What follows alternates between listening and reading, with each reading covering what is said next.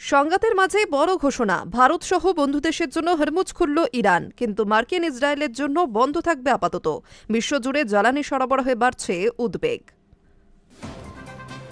বৃহস্পতিবার ইরানের বিদেশমন্ত্রী আব্বাস আরাকচি এক সাক্ষাৎকারে জানালেন, সংঘাতের আবহেও হরমুজ প্রণালী পুরোপুরি বন্ধ করা হয়নি।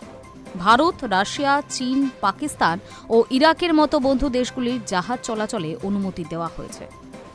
মুম্বাইয়ে অবস্থিত ইরানের কনসুলেট জেনারেলও এই তথ্য নিশ্চিত করেছে।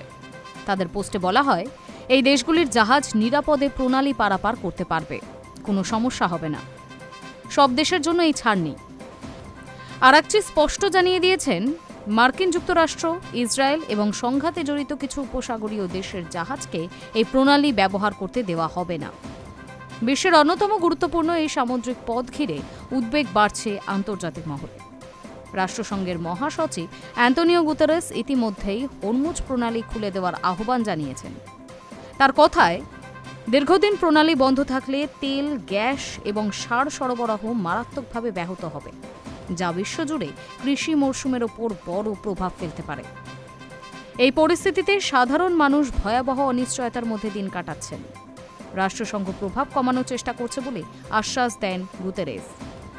উল্লেখ্য, হরমুজ প্রণালী বিশ্বের অন্যতম গুরুত্বপূর্ণ জ্বালানি করিডর।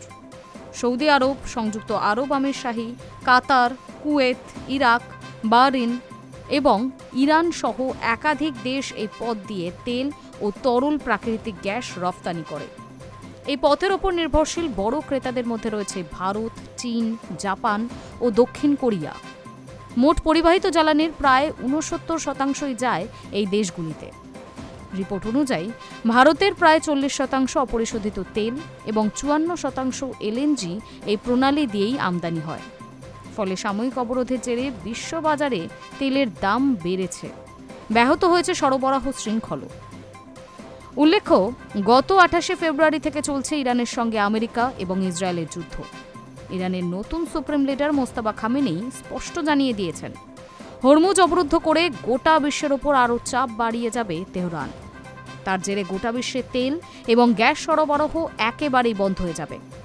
তবে এমন হুঙ্কার দেওয়া সত্ত্বেও ভারতকে আলাদা ছাড়পত্র দেয় ইরান। কিন্তু এবার তেহরান সরাসরি জানিয়ে দিল যে হরমুজ ভারতের জন্য মুক্ত। বিগত কয়েক সপ্তাহে একাধিকবার আরাকচির সঙ্গে কথা বলেন ভারতের বিদেশমন্ত্রী এস জয়শঙ্কর।